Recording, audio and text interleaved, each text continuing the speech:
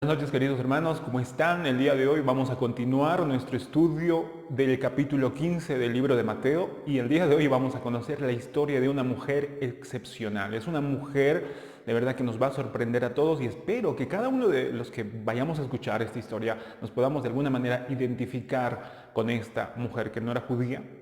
No era judía por si acaso.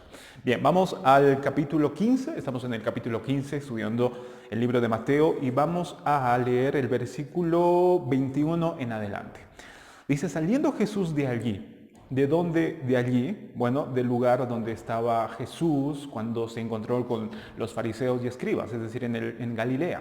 Estaba en Galilea, pero se fue más al norte. Miren a dónde llegó Jesús. Se fue, dice, a la región de Tiro y de Sidón. Eran completamente, ni siquiera eran los samaritanos, ni siquiera había algunos judíos en ese lugar. Era completamente gentil el territorio, era decir, era otra región. No había judíos en ese lugar, había puro paganos, como decían los judíos, pura gente que no conocía la ley, que no conocía la Torá, aunque tenían alguna conexión seguramente, aunque conocían obviamente algunos líderes judíos y se conocían entre ellos en esa región. El punto es que Jesús se fue hasta el más al norte de Galilea, Tiro y Sidón, y he aquí una mujer cananea. El Evangelio de Marcos, en el mismo relato, dice que era una mujer griega, sirofenicia. Era una mujer cananea. Ahora, es interesante, decía uno de los comentaristas, hablando de la historia de esta región, de que justamente Tiro y Sidón eran la antigua Filistea, y yo creo que todos la región de Filistea. Me imagino que la mayoría de nosotros conocemos quiénes eran los filisteos. Eran los enemigos número uno de los israelitas. Goliat era de Filistea. Así que Tiro y Sidón eran descendientes de los filisteos, y Josefo, uno de los historiadores de esa época, decía que los enemigos más fuertes, más acérrimos de los israelitas justamente eran los tirianos, es decir, los de Tiro. De manera que esa región no tenía mucha amabilidad con los judíos, aunque había ciertos judíos, pero no se llevaban completamente bien. Eran sus enemigos. Y esta mujer era parte de esa región. Entonces miren lo que pasó. Esta mujer cananea, que no era judía, salido de aquella región, clamaba, no hablaba, sino que clamaba, diciendo, Señor, Hijo de David, ten misericordia de mí. ¿Les hace acordar a alguien? Sí, a mí me hace acordar a los ciegos, ¿no? A Bartimeo, por ejemplo, Señor, Hijo de David, ten misericordia de mí. Ahora, lo interesante de esto es que esta frase, de alguna manera, hacía notar que esta mujer de verdad creía que Jesús no era cualquier profeta, Jesús era el Mesías. Hijo de David era una palabra, una frase que de alguna manera podía referirse al Mesías, al esperado, al hijo de David. Entonces esta mujer, de verdad, por alguna razón conoció a Jesús, por algún medio, alguien le contó, tal vez esta mujer habrá visto a Jesús, tal vez viajó hasta Galilea, no lo sabemos, o alguien le contó, pero el punto es que esta mujer vio a Jesús y clamó a Jesús diciéndole, Señor. Ahora en griego esta palabra es Kyrios, Señor, supremo, no simplemente un profeta, sino Señor, Hijo de David, el Mesías esperado, ten misericordia de mí. ¿Qué le estaba pasando a esta mujer? ¿Tenía alguna enfermedad? ¿Estaba pasando algún problema financiero en la familia? No, estaba pasando algo grave. Era algo que tenía que ver con su hijita. Dice el versículo siguiente, o sigue el texto, dice, mi hija es gravemente atormentada por un demonio. Gravemente atormentada por un demonio. Esa mujer estaba pidiendo ayuda a Jesús porque su hijita, su hija, estaba atormentada por un demonio. Está endemoniada. Ahora miren lo que pasó. Versículo 23, algo sorprendente. Dice, pero Jesús no le respondió palabra en ese momento. Jesús no le respondió palabra. Y cuando leemos esto, tal vez muchos de nosotros podemos decir, wow, qué insensible. ¿Por qué el Señor no le hizo caso? Pobre mujer, estaba con una necesidad tan apremiante con su hija. ¿Cómo Jesús puede hacerle esperar a esa mujer? Puede que se nos venga eso a la mente a primera vista, pero no debemos de olvidar que no era la primera vez, o no es la primera vez que Jesús va a hacer esperar a alguien, o no le va a responder inmediatamente a alguien. ¿Acaso nosotros, el Señor nos respondió inmediatamente en nuestras oraciones? Creo que no. Muchas veces el Señor tardó. Lo mismo que tardó con Abraham. ¿Se acuerdan? ¿Le dio inmediatamente a su hijo Isaac? No, pasaron años, años, hasta que Dios le dio lo que le había prometido. Lo mismo pasó con Ana. Ana tardó mucho tiempo, o estuvo mucho tiempo esperando hasta que viniera su hijo Samuel. Así que no es cosa extraña que el Señor nos haga esperar por un tiempo. Y ese tiempo de espera, de silencio, tiene su razón. Más adelante vamos a ver que es una razón supremamente beneficioso para nosotros. El punto es que esta mujer fue a Jesús. Jesús le dijo nada, no le refirió palabra. Pero los que sí empezaron a hablar fueron los discípulos de Jesús, que les dijo, entonces, y en el versículo 23 dice, acercándose sus discípulos le rogaron diciendo, Señor, sánala por favor. No, sino le dijo, despídela, pues da voces tras nosotros. Señor, por favor, tienes que deshacerte de esta mujer. No sé cómo, pero despídela tú. Parece que tal vez han aprendido algo de cuando alimentaron a las 5,000 personas, o más de 5,000 personas, cuando los discípulos querían deshacerse de esa gente, pero Jesús le dijo, darles de comer.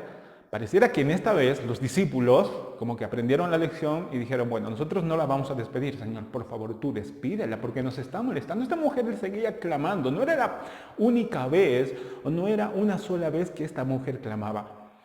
Pareciera que esta mujer estuviera constantemente clamando a Jesús a las 11, a las 10, a las 12 del mediodía, a las 3 de la tarde, constantemente, Jesús, Señor, Hijo de David, ten misericordia de mí. Y los discípulos se cansaron, ya no aguantaron que esta mujer estuviera gritando tanto tiempo. Hasta que les dijeron, o los discípulos le dijeron a Jesús, Jesús, por favor, despídela, vamos, despídela a esta mujer. Y miren lo que hizo Jesús, ¿le habrá hecho caso? ¿Será que votó a la mujer? Vamos a ver, versículo 24, dice, él respondiendo dijo, ahora hablándole a la mujer, Jesús dijo, no soy enviado sino a las ovejas perdidas de la casa de Israel. Esa era una de las cosas que no debemos tampoco de olvidar. Cuando Jesús vino, no vino para poder anunciar el evangelio a todo el mundo, a todos los gentiles.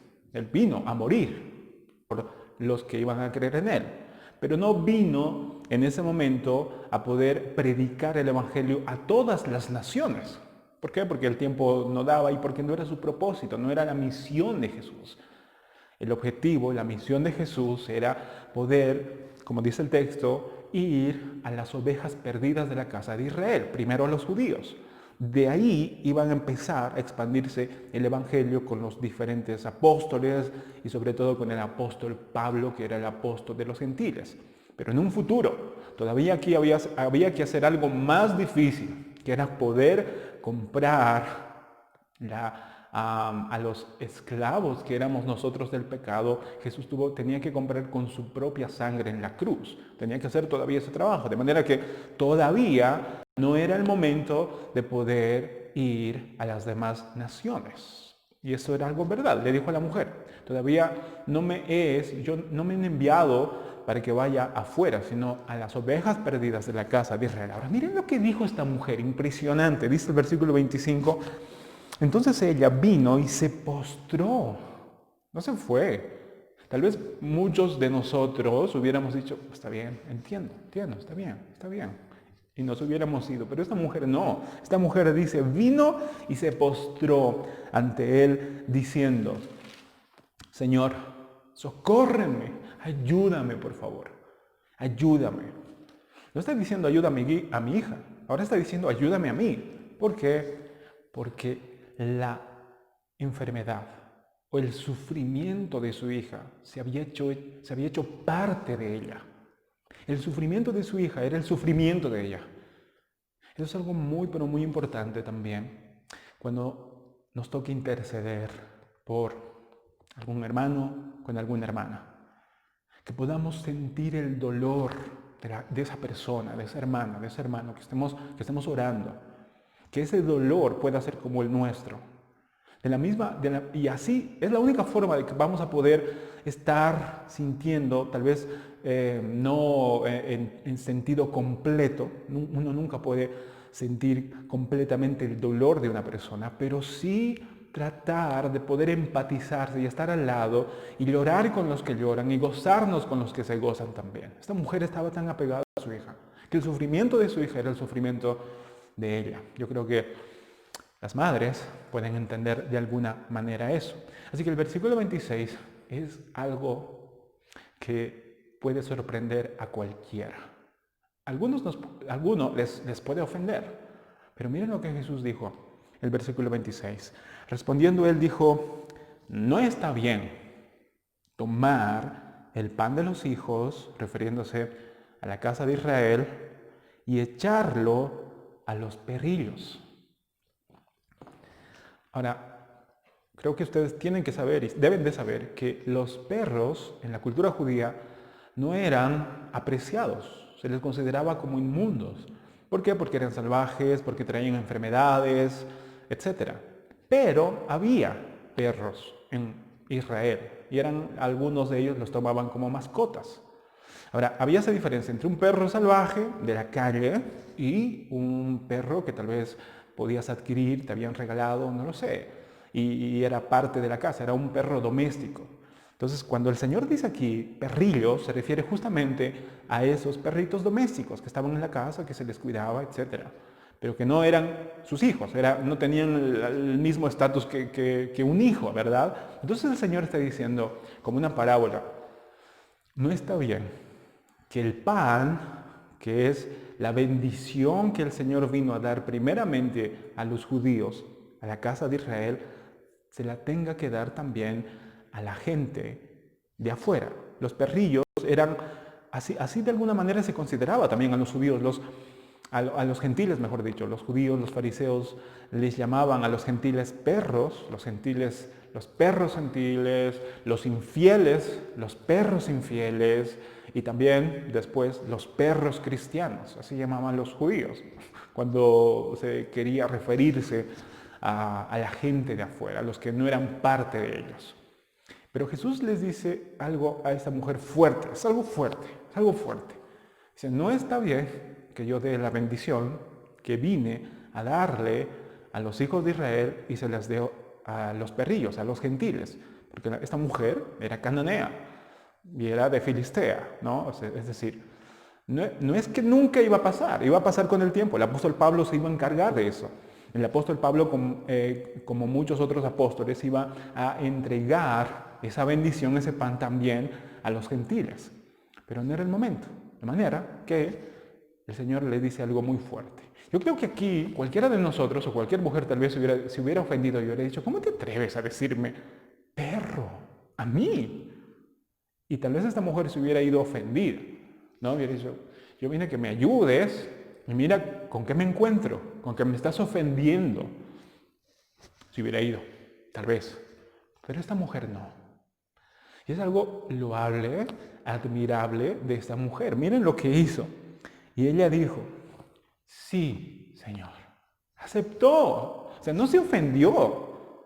No se ofendió porque en realidad ellas entendían de alguna manera que era verdad. Que el Señor le podía decir como que perrillo a esta mujer, como si fuera un perrillo. Y es verdad, esta mujer no se ofendió, sino se humilló. Se humilló. Y le dijo, sí, Señor, está bien. Puedes tomarme como perrillo. Pero, miren la ingeniosidad también de esta mujer. Dice, aún los perrillos comen de las migajas que caen de la mesa de sus amos. Esa mujer, en otras palabras, está diciendo, Señor, está bien, yo no pretendo ser un hijo. Yo reconozco mi condición. Yo no pretendo tomar lo que le corresponde a los hijos. Está bien. Pero, Señor, aún los perrillos comen de las migajas que caen de la mesa de sus amos.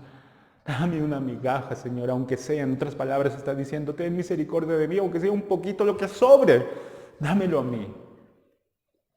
Y esto sorprendió Bueno, el Señor sabía, porque era Dios, pero de alguna manera le dijo a esta mujer cananea, gentil, lo mismo que le dijo al centurión. ¿Se acuerdan? Cuando vino el centurión y dijo, Señor, mi siervo está enfermo, así que por favor sánalo. Y Jesús quería ir a su casa y este centurión le dijo, no, Señor, no hace falta, tan solo di la palabra. Y Jesús le dijo, qué fe, no he hallado esa fe aquí en Israel. Y miren lo que le dijo esta mujer. Versículo 28, entonces respondiendo Jesús dijo, oh mujer, grande es tu fe, hágase contigo como quieres. Y su hija fue sanada desde aquella hora. Miren la fe de esa mujer. Una gentil, una que no era judía. Qué fe enorme. Señor, reconozco mi condición. No me voy a ofender, porque en realidad eso, si tú eres Dios y dices que eso es lo que soy, amén, está bien. Pero Señor, aún los perrillos comen de las migajas de sus amos. Qué fe y perseverancia de esta mujer. Es increíble.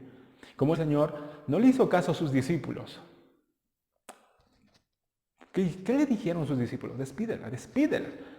Pero Jesús no le hizo caso a sus discípulos, sino que esperó a que esta mujer pueda comprender algunas cosas que tal vez tenían que comprender, y si no le decía lo que le dijo, tal vez no iba a comprender esta mujer lo que tenía que comprender. Es un trabalenguas, ¿no? Pero el punto es que esta mujer pudo reconocer y aprender, pudo entender su condición, pero también pudo ver la misericordia preciosa y la gracia de Cristo para con esta mujer y también para con su hija. Precioso. ¿Qué podemos aprender de esto? Yo estaba meditando y yo creo que podemos aprender muchas cosas, pero por lo menos tres cosas que yo creo que tenemos que guardarle a nuestro corazón y pedirle al Señor que nos ayude a poder meditar y ponerlo en práctica en nuestras vidas. En primer lugar, debemos agradecer a Dios por las enfermedades, por los fracasos y por las pérdidas también. ¿Por qué? Porque fueron esas cosas los que nos llevaron, los que nos arrojaron a Cristo. Muchas veces todos hemos ido a Cristo porque hemos estado necesitando algo. Nuestro corazón estaba vacío, nuestro corazón estaba herido y por alguna enfermedad el Señor utilizó, ya sea una enfermedad, una pérdida, ya sea un fracaso, muchas cosas terribles, ¿no? Para que pudiéramos conocer a Cristo. Así que no debemos nosotros de enojarnos, no debemos de odiar esas cosas que el Señor utilizó, porque fueron las mismas cosas las que nos arrojaron a Cristo. No debemos de enojarnos, sino agradecerle y decir, Señor, todo eso, lo que me dolió, todo lo que pasé, sirvieron para que yo esté aquí, escuchando tu palabra, para que yo esté aquí aprendiendo de ti, Señor, si no fuera por ti. Y gracias. Y si en el futuro me toca todavía pasar alguna enfermedad, si en el futuro me toca pasar alguna pérdida, si en el futuro me toca pasar algún fracaso, ahora sabremos que va a ser para nuestro bien. Porque esas cosas nos van a arrojar, mejor dicho, más a Cristo. Spurgeon creo que era el que decía que los problemas, las angustias, son como aquellos perros negros que sueltan a la gente para asustar a los niños, y esos niños van corriendo a abrazar a su padre para que los proteja. Bueno, los problemas son así. El Señor a veces suelta algunos perros negros de angustia o esos perros salvajes y fuertes, ¿verdad? Que ladran, que cuando nos ladran nos asustan tanto a nosotros o a los hijos que se están perdiendo. Tal vez se están alejando del papá, entonces esos perros sirven para que los asusten, los ladren y así el niño pueda correr a abrazar a su padre. Y muchas veces el Señor soltó alguna aflicción, alguna angustia, alguna enfermedad para que nosotros pudiéramos correr a socorrernos con nuestro Padre Celestial. Así que debemos agradecer. Esta mujer fue a Cristo porque justamente su hija estaba endemoniada. Esa enfermedad, esa posesión, esa angustia hizo que esta mujer pueda venir a Cristo. Así que debemos de agradecer por esas cosas. Pero, número 2, también podemos aprender que el Señor utiliza el silencio. No nos responde inmediatamente. El Señor utiliza el silencio no porque nos haya olvidado, sino para poder estirar nuestra fe o fortalecer nuestra fe y añadir bendiciones adicionales cuando nos responda. Cuando el Señor no nos responde inmediatamente, no es que nos haya olvidado. Cuando el Señor no nos socorre inmediatamente, no es que esté ocupado. Es que el Señor utiliza muchas veces ese silencio para primero estirar nuestra fe. Porque el Señor sabe que nuestra fe todavía está como un grano de mostaza, pero Él quiere que crezca. Entonces la única manera a veces es que podamos estar en esas angustias, que no nos responda, y esa situación puede ocurrir, puede que pase dos cosas, o que nos desanimemos y tiremos la toalla, o digamos, no, yo voy a esperar en mi Señor, esperaré en silencio, aunque el Señor todavía no me responda, voy a esperar en Él. Los salmos están casi escritos, la mayoría, la frase, esperaré en el Señor, esperen en Jehová, que es nuestra salvación.